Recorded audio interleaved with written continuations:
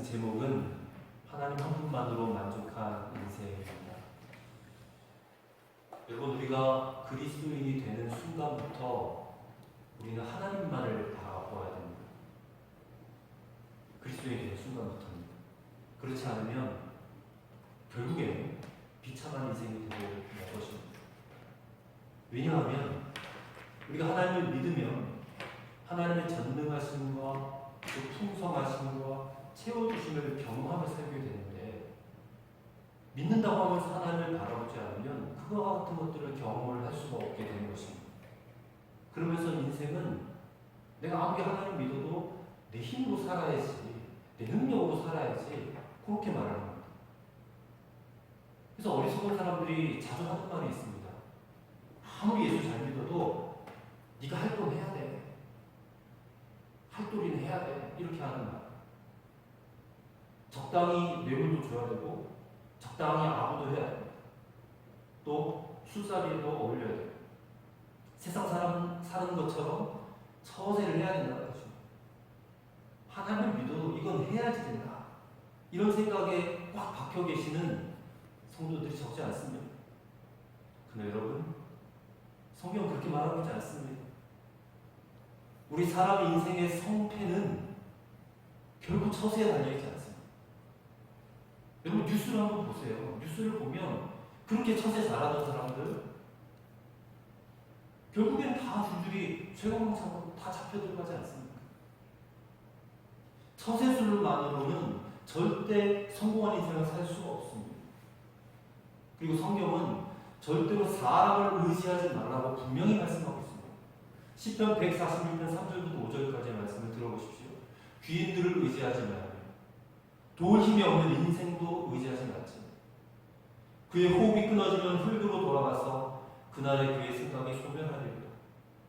야곱의 하나님을 자기의 도움으로 삼으며 여호와 자기 하나님에게 자기의 소망을 두는 자는 복이 있도다. 성경은 분명히 사람을, 인생을 의지하지 말고 여호와 하나님을 의지하라고 했습니다. 그래야 산다, 그래야 복이 있다라고 말씀하고 있습니다. 인생은 결코 처세를 잘하는 데서 달려있는 것이 아니라 하나님께 달려있음을 믿으시길 바랍니다. 하나님을 믿는다고 하면서도 자기 자신을 의지하는 사람을 하나님은 다루십니다. 어떻게 다루시느냐? 광야의 길을 걷게 하십니다. 오늘 이스라엘 백성들이 그 광야의 길을 걷고 있는 것입니다. 왜요? 인생은 하나님 손에 달려있음을 알게 하기 위해서, 믿게 하기 위해서 광야로 인도하시는 것입니다. 자, 오늘 본문 2절을 보십시오.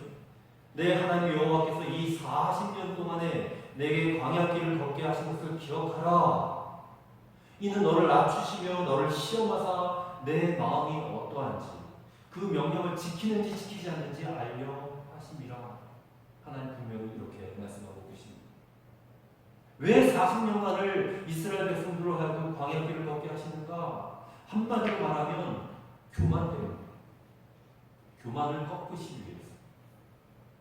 이스라엘 백성들은 얼마나 교만했는지 자기들이 하나님의 도우심을 입을 때마다 다 자기들이 잘나서 그런 줄 알았어요. 자기들이 뛰어나고 지혜롭고 힘이 있고 능력이 많아서 그런 줄 아는 겁니다. 그리고 이런 생각에 꽉 박혀있는 거예요. 우리가 열심히 하면 뒤는 하나님이 봐주시겠지. 근데 그렇게 열심히 살았는데도 불구하고 계속 광야, 끊이질 않아. 고생길 안 풀리는 거예요. 왜 그렇습니까? 여전히 내가 주인이에요. 내가 내 삶의 중심에 거하고 있기 때문에 그렇습니다. 이스라엘 백성들 생각대로라면 하나님은 늘 자기들 뒤나 봐주는 그런 분이다 라고 생각하는 것입니다. 자기들은 앞에서 열심히 달려갈 테니까 하나님은 열심히 뒤에서 나를 밀어주십시오, 이렇게 생각하는 것입니다. 자기들이 열심히 살았더니 이렇게 되더라, 이렇게 생각하는 것입니다. 이 교만한 생각을 깨뜨리시기 위해서 그들을 40년간 광야에서 살게 하셨다는 것입니다. 여러분, 오늘 우리도 이처럼 이스라엘 백성들과 같이 어리석은 생각에 사로잡혀 있지는 않은가? 내가 내 인생의 성공과 형통을 위해서 사는데 내가 부지런히 노력하고 애쓰고 힘쓰면 하나님은 반드시 나에게 내 뒤에서 내 성공과 형통을 아닌가 그렇게 생각하고 여기면서 스스로를 높이고 교만에 빠져있지는 않느냐 그 말입니다. 오늘 이러한 교만이 우리에게 있다면 하나님께서는 반드시 그 교만을 깨뜨리시기 위해서 광야길로 걷게 하신 것입니다. 근데 광야길이 무슨 저주나 흑암의 길이 아닙니다. 이 광야길은 은혜의 길입니다. 이 광야길은 축복의 길입니다. 왜 그렇습니까? 오직 하나님 한 분에게만 집중하게 만드는 길이기 때문에, 오직 하나님 한 분만으로 만족한 인생이 되게 하는 길이기 때문에, 그래서 오늘 광야길을 걷고 있는 성도들이 계시다면 그 길이 은혜의 길이고 축복의 길임을 깨닫는 시간이 되시길 바랍니다. 첫째로 하나님은 오직 하나님만이 살 길임을 인정하라. 그렇게 하기 위해서 광야길로 인도하신다는 것입니다. 이스라엘 경만 40년 광야 생활 정말 힘든 생활이었습니다. 배고픔도 겪을 때도 있었고 물을 마시지 못할 때도 있었습니다. 또 광야에 여러 무서운 도적대들도 있었고 간부대들도 있었어요. 또 무서운 짐승들도 있어요. 전갈도 있었고 사나운 그런 들짐승들도 있었을 것입니다. 근데 오늘 본문의 말씀을 한번 보십시오. 하나님께서 일부러 그렇게 훈련을 시키신 것입니다. 3절입니다. 너를 낮추시며 너를 줄이게 하시며 또 너도 알지 못하며 내 조상들도 알지 못하던 만나를 내게 먹이신 것은 사람이 떡으로만 사는 것이 아니요 여호와 입에서 나오는 모든 말씀으로 사는 줄을 내가 알게 하려 하심이니라. 자, 하나님은 광야길을 통해서 그들로 하여금 그들을 낮추시고 그들을 겸손하게 만드시기 원하셨습니다. 인생은 자기 힘으로 사는 것이 아니다 라는 것을 알게 하시기 위해서 광야길로 인도하시는 것입니다. 인생은 하나님이 열어주시고 하나님이 복을 주셔야지 되는 거구나 라는 것을 알게 하시는 것입니다. 그래서 무엇을 주셨어요? 만나를 주신 것입니다. 만나는 무엇을 의미합니까? 하나님이 먹여주셔야지만이 우리가 살 수 있구나라는 것을 믿도록 하기 위해서 그렇게 하시는 것입니다. 생각해 보세요. 광야 어디에서 씨를 뿌릴 수 있겠습니까? 풀이 어디서 나겠어요? 채소가 나겠습니까? 어디 이동하는 동안에 나무를 심고 그 나무의 열매를 먹을 수 있겠습니까? 아무것도 할 수 없는 곳이에요. 광야는. 딱 굶어 죽기 좋은 곳이 광야인데 거기서 하나님이 그들을 먹이신다는 것입니다. 아무것도 나지 않는 곳인데 하늘에서는 아침마다 새벽마다 만나가 내려오는 거예요. 새벽마다. 그것도 정확한 타이밍에 기막히게 내려오는 것입니다. 그리고 안식일 전날에는 2배가 내려옵니다. 그게 하루 이틀 그렇게 한 것이 아니라 무려 40년을 그렇게 하셨어요. 그렇게 하신 이유가 무엇입니까?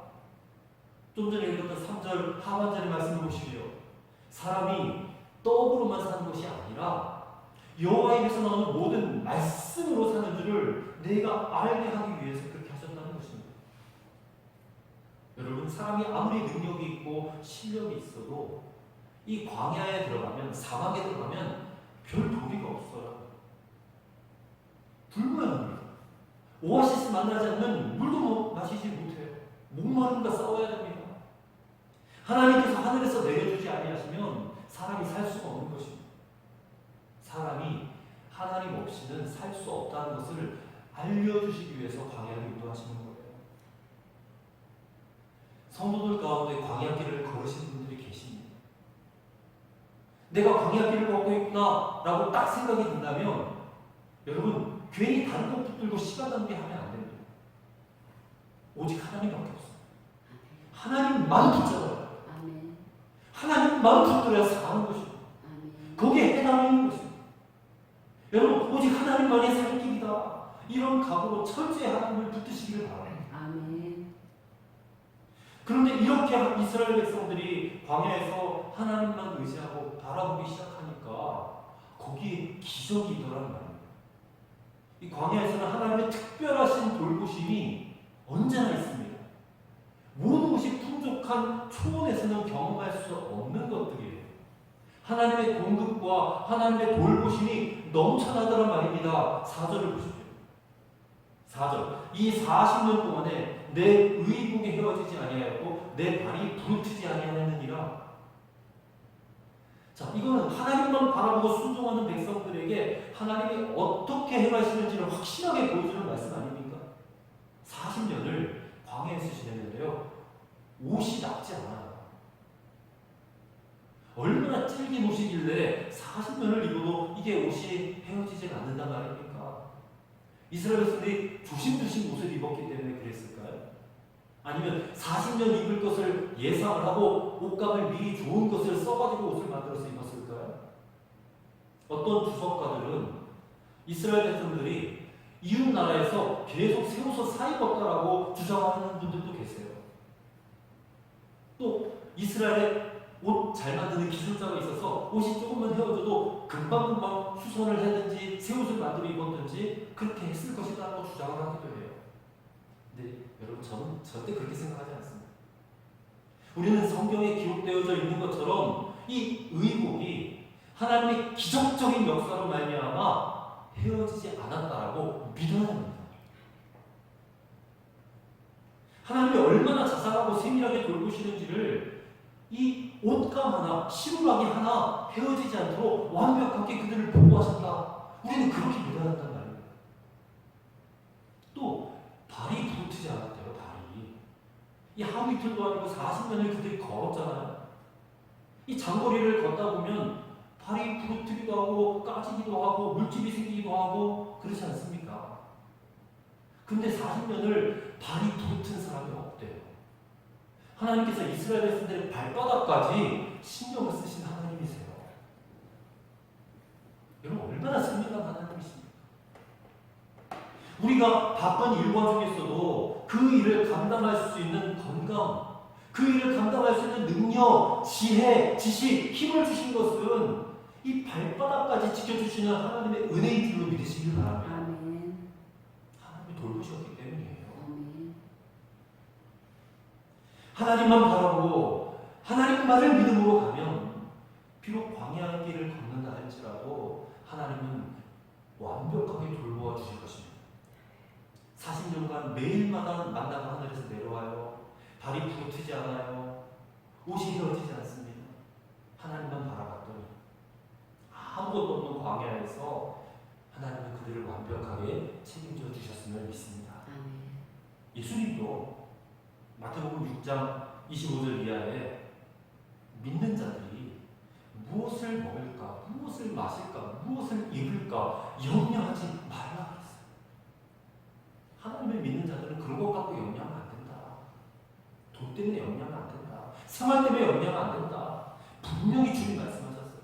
왜 그렇습니까? 하나님의 자식이니까, 하나님이 반드시 책임져 주시니까. 저는 우리 아이들이 먹는 것, 입는 것 때문에 그 걱정, 근심, 염려를 한 번도 본 적이 없습니다. 걱정, 근심을 왜 합니까? 부모가 멀쩡히 살아있는데, 부모가 다 알아서 책임져 줄 건데, 걱정한 적 있어요?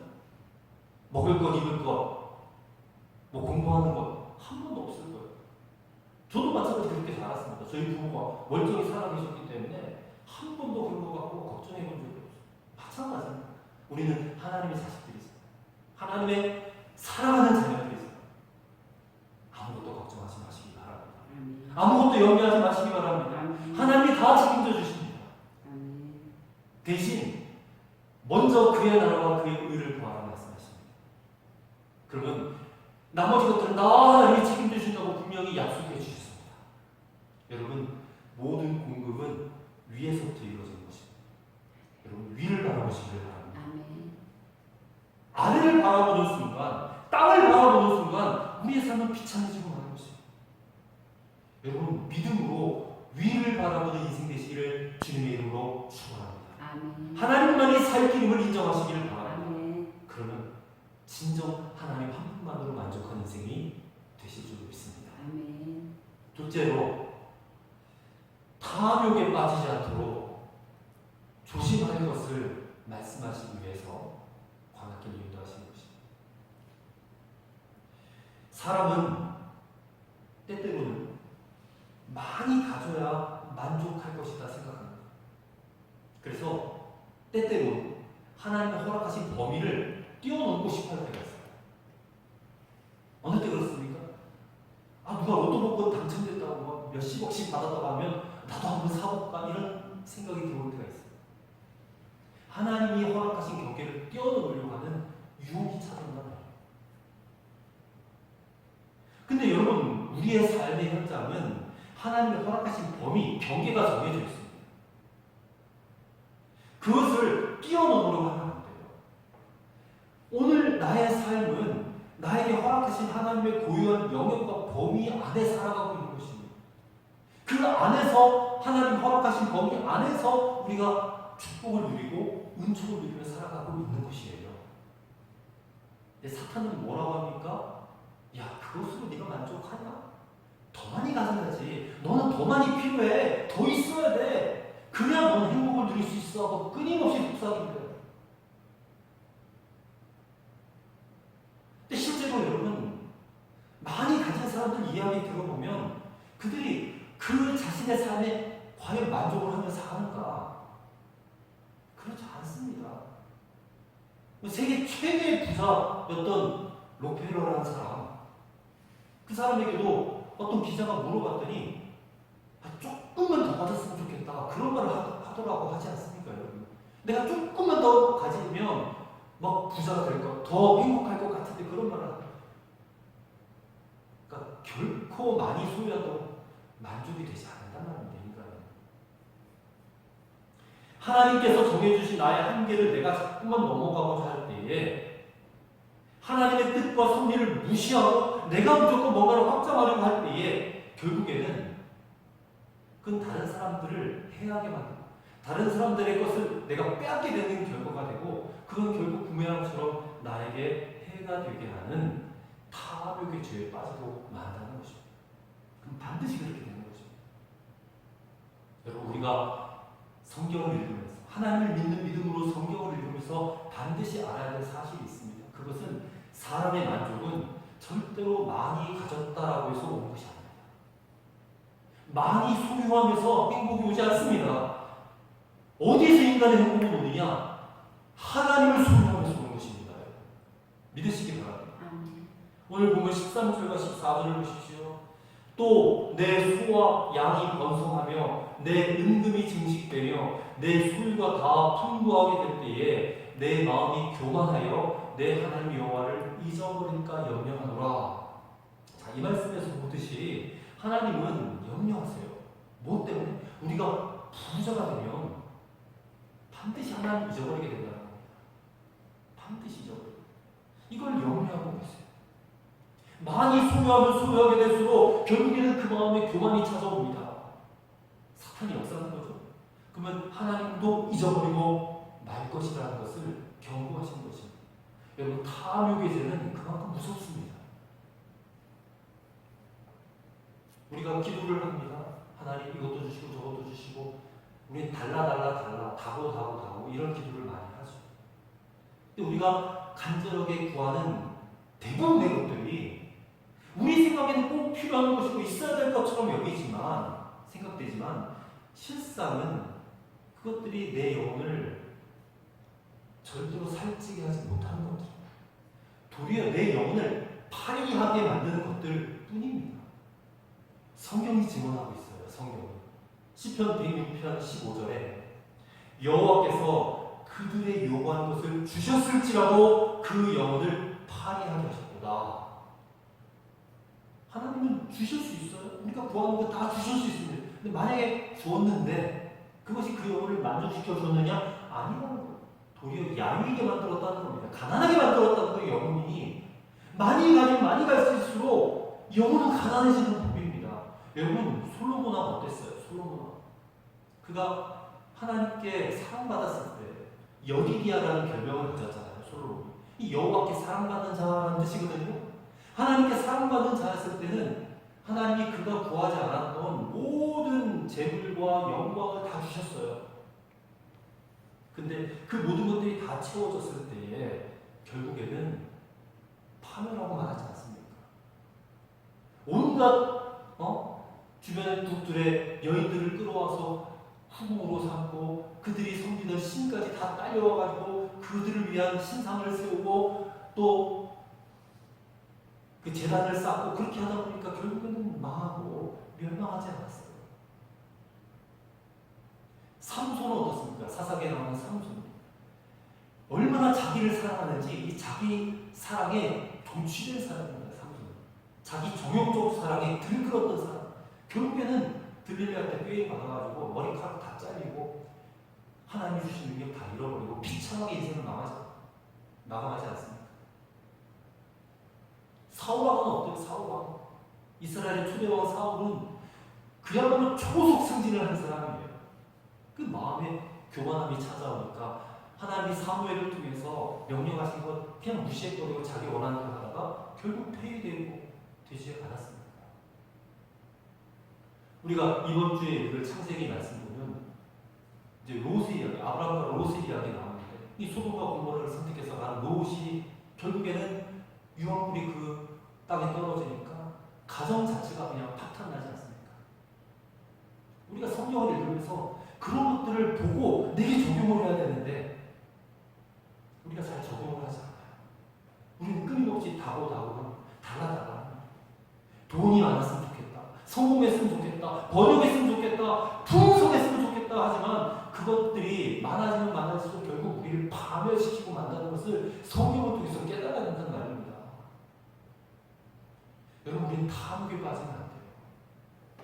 탐식은 우상숭배라 골로새서 3장 5절을 말씀하고 있습니다.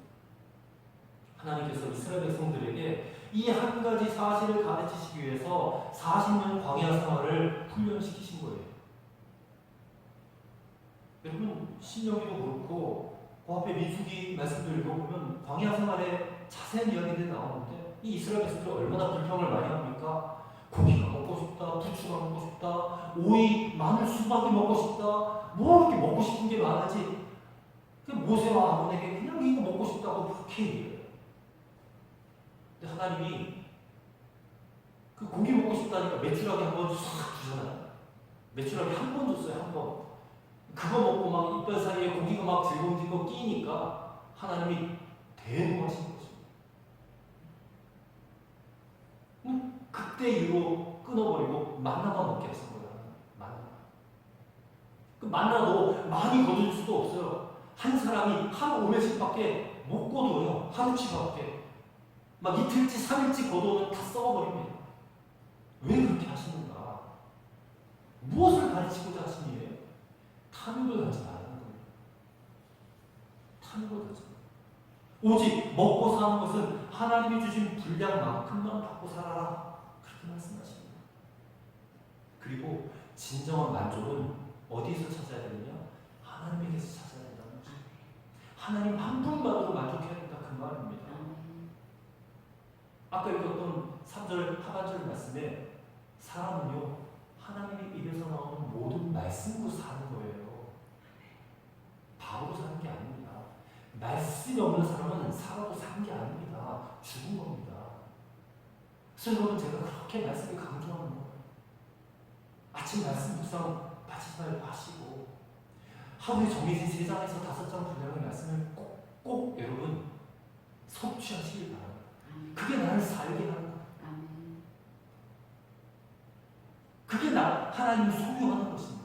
여러분, 하나님을 어떻게 우리가 소유할 수 있어요? 말씀을 내 속에 넣음으로 하나님을 소유하는 것입니다. 하나님 자체가 말씀이시니까. 예수님 자체가 말씀이 육신이 되어 오신 분 아니에요. 말씀입니다. 오늘 여러분의 인생이 혹시라도 뭔가 얽혀있고 설켜있고 꼬여있다 그런 느낌이 드신다면 내가 너무 탐욕을 부린 건 아닌가, 이걸 한번 점검해 보셨으면 좋겠어요. 탐욕을 버리셔야 돼요. 그러려면 날마다 성령의 인도하심을 따라가셔야 돼요. 성령님은 오늘 하루 우리가 살면서 우리의 죽음을 선포하게 만드십니다. 사도 바울도, 그 위대한 사도 바울도 고린도서 15장 31절에 나는 날마다 죽노라 선포하고 살았어요. 날마다 자신을 죽이지 않으면 그 자신 안에 여전히 살아있는 육체의 정욕이 끊임없이 올라와서 자기를 삼켜버릴 것 같으니까 날마다 나는 죽노라 선포하고 살았어요. 바울이 그렇게 살았는데 저와 여러분은 어떻게 해야 되겠습니까?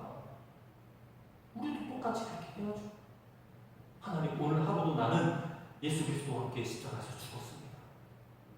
내 정욕과 탐심을 십자가에 못 박혔습니다 하고 선포하고 살아가야 될 줄 믿습니다. 불쑥불쑥 솟아오르는 육체의 정욕과 안목의 정욕과 이생의 자랑들 여러분 제어하셔야 됩니다. 누가 해주지 않아요. 목사가 도와줄 수가 없습니다. 여러분 스스로가 하셔야 된단 말이에요. 사도 베드로가 베드로전서 2장 11절에 사랑하는 자들아 나그네와 행인 같은 너희를 권하노니 영혼을 거스려 싸우는 육체의 정욕을 제어하라 했어요. 누구를 하는 것입니다. 사랑하는 자들아 이미 그리스도를 믿고 하나님의 백성된 너희들아 육체의 정욕을 제어할지어다. 오직 하나님 한 분만을 구하고 살아가는 인생 되시기를 바랍니다. 야고보서 4장 8절은 이렇게 말씀하고 있습니다. 하나님을 가까이 하라. 그리하면 하나님께서 너희를 가까이 하시리라. 결국은 우리 손에 달려있는 거예요. 하나님께 가까이 가는 인생. 하나님 한 분만으로 만족하겠다라고 몸부림치며 사는 인생. 여러분 그런 인생이 꼭 되셔야 됩니다. 마지막 세 번째로 모든 일에 감사하라고 말씀하시기 위해서 광야길을 인도하십니다. 모든 일에 감사. 이미 말씀드린 대로 하나님께서 광야에서 이스라엘 백성들에게 오직 하나님만 바라보도록 모든 것을 공급해 주셨다고 했어요. 이게 전적인 하나님의 은혜인 것입니다. 그리고 예언하셨어요. 이제 너희를 뚫은 후에는 가나안 땅, 젖과 꿀이 흐르는 가나안 땅에 들어가서 거기서 정말로 풍요롭게 살게 될 것이야 라고 약속도 받았습니다. 그런데 하나님은 경고의 말씀도 잊지 않고 해주세요. 자, 다시 12절부터 14절을 보십시오. 12절부터 14절입니다. 내가 먹어서 배부르고 아름다운 집을 짓고 거주하게 되며 내 소와 양이 번성하며 내 은금이 증식되며 내 소유가 다 풍부하게 될 때에 내 마음이 교만하여 내 하나님 여호와를 잊어버릴까 염려하노라. 여호와는 너를 애굽 땅 종되었던 집에서 이끌어내시고 풍요로움이 가지고 오는 폐해가 어떠한지 하나님은 경고하세요. 교만하게 될 것이고 하나님 잊어버리게 될 것이다. 그리고 17절도 보십시오. 그러나 내가 마음에 이르기를 내 능력과 내 손의 힘으로 내가 이 재물을 얻었다 말할 것이라. 가나안 땅에 들어가면 이렇게 될 거라는 거예요. 재물을 얻을 능력, 재물을 얻을 힘 누가 주시는 겁니까? 여러분 스스로에게서 나오는 것입니까? 내가 열심히 공부했으니까, 내가 열심히 파고들었으니까 내가 벌어낸 거지 뭐 이렇게 여러분 생각하세요? 그럼 정말 교만한 겁니다. 재물 얻을 능력과 힘은 하나님께 달려요. 하나님이 주신 겁니다. 하나님 여러분이 건강 주셔야 직장도 다니죠. 하나님 여러분에게 지혜를 주셔야지 사람들과 대화해가지고 교제해가지고 또 거래해가지고 사업을 해서 돈도 벌 수 있는 것 아니겠습니까? 어떻게 여러분이 재물 얻을 능력이 있어요? 여러분 자신에게 없습니다. 하나님이 주셔야 되는 거예요. 하루아침에 하나님 우리를 멍청하게 만드실 수도 있어요. 하루아침에 그냥 눈이 안 보이게 하실 수도 있고 말하지도 못하게 만드실 수도 있어요. 하나님이. 그럼 우리 아무짝에 쓸모없는 인생이 되고 마는 겁니다. 그러면.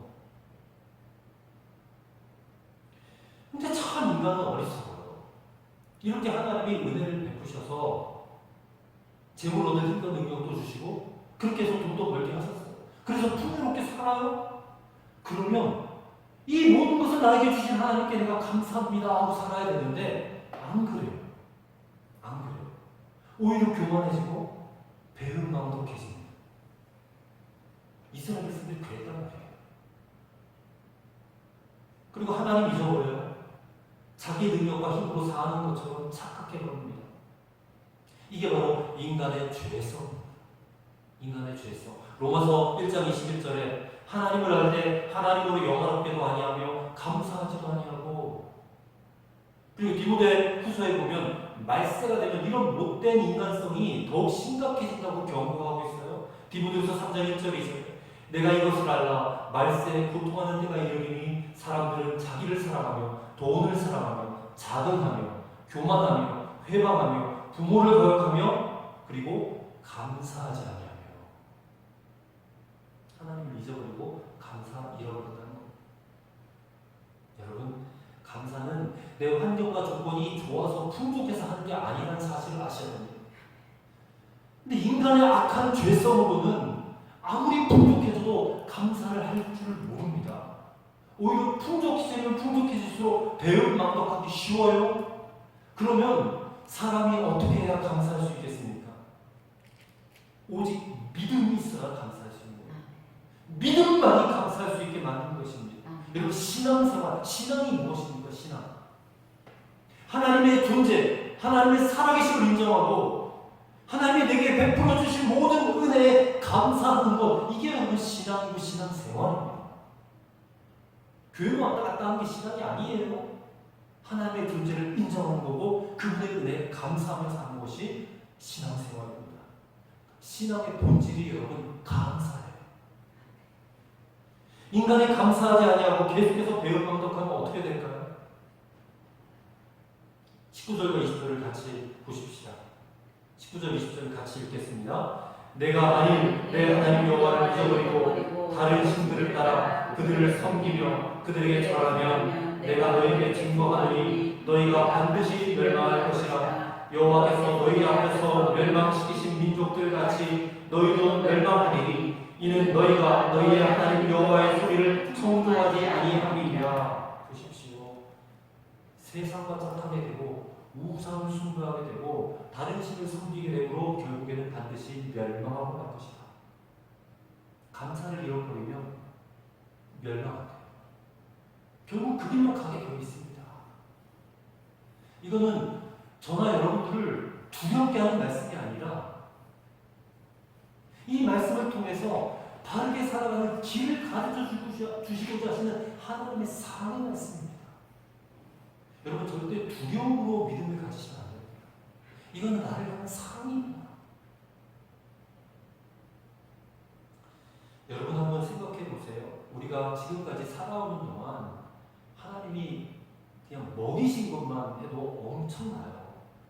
대충 1년이 365일인데 한 300일로 잡아서 우리가 한 1000끼 정도 먹는다 생각해 보세요. 1000끼. 1년에 1000끼를 먹어요. 그러면 30세만 돼도 3만 끼를 먹고 50세만 되면 5만 끼를 먹어요. 5만 끼. 그러면 제가 51세인데 한 끼에 한 5천원만 계산해봐도 거의 돈이 한 2억 5천만 원. 제가 50평생 먹고 살아간 금액만 따져도 한 2억 5천만 원. 근데 사람이 먹고만 삽니까? 입어야도 되고 공부도 해야 되고 많잖아요. 우리의 삶을 유지하는데 있어야 될 것들이 얼마나 많습니까? 이런 식으로 생각하면 2억 5천만 원 그 이상? 하나님이 나 한 사람 위해서 얼마나 많은 것을 공급해 주셨는가를 깨닫게 되더라고요. 깨닫게 돼요. 그러므로 여러분, 우리의 일상생활 자체가 감사할 수밖에 없는 제목들로 가득 차 있어요. 정말 가득 차 있어요. 이걸 알아야 됩니다. 근데 뭘 알지 못해가지고 그렇게 불평하고 원망을 해요, 사람들이. 어느 주부가 고백했습니다. 평소에 이 생활이 날마다 똑같으니까 단조롭고 또 분주하기도 하고 그런 일상이 너무 귀찮고 힘들어서 마음에 불평이 가득했습니다. 또 어느 날 잠에서 깼는데 허리를 움직일 수 없어요. 조금만 움직여도 통증이 있고 이 화장실도 못 갈 정도가 되었어요. 이 결국 대소변을 다 받아내는 신세가 되었어요. 들것에 실려서 병원으로 갔습니다. 각종 검사를 받으면서 두려운 마음이 들었어요. 나 이대로 살다가 가나? 이러다 그냥 죽는 건 아닌가? 점점 마음이 급해졌습니다. 그래도 믿음이 있었어요. 하나님께 간절히 기도합니다. 하나님, 걷게만 해주세요. 걷게만. 아니, 아이들에게 밥 해줄 수만 있어도 좋겠습니다. 아니, 일상생활만 할 수 있어서 너무 좋겠습니다. 더 바라지 않겠습니다. 그분의 병명이 급성 요추 부염좌. 허리에 잠깐 이렇게 통증이 있었던 거예요. 대단한 질병도 아니었습니다. 한 달 만에 퇴원했습니다. 걸을 수 있게 되었어요. 일상생활 할 수 있게 되었어요. 너무 감격스러운 겁니다. 기도했습니다. 하나님 걷게 해주셔서 감사합니다. 아이를 밥 해줄 수 있게 해주셔서 감사합니다. 그렇게 돼요. 생각이 문제예요. 생각이 바뀌니까 그동안 그렇게 불만스러웠던 것들이 감사 제목이 되더라는 거예요. 걸을 수 있는 거, 애들 밥 해줄 수 있는 거, 그거가 감사의 제목이 되더라는. 환경과 조건이 문제가 아닙니다. 우리의 생각이 문제지. 여러분이 아무리 열악한 형편 가운데 있다 할지라도 십자가만 보더라도 우리는 절대 불평할 수 없는 존재들입니다. 우리 본래 영원히 죽을 인생들이었잖아요. 지옥 갈 인생들이었잖아요. 근데 십자가로 말미암아 우리에게 천국과 영생이 주어졌는데 여러분 우리가 뭐가 불평할 게 있겠습니까? 여러분 설사 오늘 당장 우리에게 죽음이 닥쳐온다 할지라도 우리는 감사할 수 있어야 돼요. 왜 그렇습니까? 죽음 앞에서도 우리에게는 천국의 소망이 있기 때문에 이 소망이 우리에게 있음에 감사해야 된다고 생각을 합니다. 자, 본문 16절을 다시 보십시오. 하나님께서 말씀하십니다. 광야에서 만나를 먹이시고 고생시키신 것은 우리를 낮추시고 시험하여 마침내 뭐라고 하세요? 복을 주려 하시니라 했어요. 복을 주려 하시니라. 왜 만나를 먹이고 고통스럽게 하고 고생스럽게 하시고 낮추시고 교만을 꺾으셔야 되는가? 결국에는 하나님이 복을 주시기 위해서 그렇게 하셨단 말이에요. 근데 그 복이 뭐냐고 하니까 그 복이 도대체 하나님 우리에게 주시고자 하시는 그 복이 뭐예요? 하나님입니다. 하나님을 소유하게 하는 것입니다. 하나님 한 분만으로 만족하게 하시기 위한 것입니다. 이게 하나님 우리에게 줄 수 있는 지상 최대의 복입니다. 하나님을 소유하게 하는 것. 오늘 저와 여러분들에게 부족한 것들을 말하라고 하면 쉴 새 없이 말할 수 있을 것입니다. 돈, 명예, 권세, 건강, 지위, 사람들의 인정. 근데 여러분 그런 것들이 부족한 게 아니에요. 정말 우리에게 부족한 것, 꼭 있어야 될 것이 무엇입니까? 하나님입니다. 하나님만 가지면 모든 것을 가진 겁니다. 그리고 그 하나님을 우리에게 이미 주셨습니다. 우리는 품고 살아가요, 하나님을. 그래서 오늘 이 본문의 말씀이 오늘 우리에게 주시는 이 세 가지 교훈, 하나님만의 살 길임을 인정하시길 바랍니다. 탐욕에 빠지지 않도록 조심하시기 바랍니다. 그리고 환경 조건 상관없이 범사에 감사하시기 바랍니다. 이건 하나님의 명령입니다. 그러면 하나님께서 마침내 우리로 하여금 하나님 한 분만으로 만족하도록 만들어 주실 것입니다. 예수님 한 분이면 충분한 교회라고 표 걸고 주님 오실 때까지 간다고 그랬는데 정말 그렇습니다. 우리 주님 한 분밖에 없어요. 한 분만으로 만족한 인생이 될 수 있습니다. 아니 이미 그렇게 살고 있습니다, 여러분. 그런 믿음이 저와 여러분들에게 풍성하게 부어지게 되기를 간절히 소망합니다. 정말 하나님 한 분밖에 없어요. 기도하겠습니다. 좋으신 하나님, 어떻게 살아야 하는 것인지를 말씀을 통하여 깨닫게 하시니 감사합니다. 이스라엘이 광야 40년을 살게 하신 것은 교만을 꺾고 그들을 낮추시고 마침내 그들에게 복을 주려 하심을 깨달았습니다. 그 복은 다른 복이 아니라 하나님 소유하는 복임을 알았습니다. 하나님 한 분으로 만족해 하는 복임을 알았습니다. 하나님 오늘 우리가 살아가는 인생 가운데 우리도 하나님 한 분만으로 만족하기 원합니다. 이미 그 하나님 우리에게 허락해 주심을 믿습니다. 그러므로 하나님을 범사에 인정하게 하소서. 탐욕에 빠지지 않게 하소서. 그리고 범사에 감사하며 살게 하소서. 예수님 이름으로 기도하옵나이다. 아멘.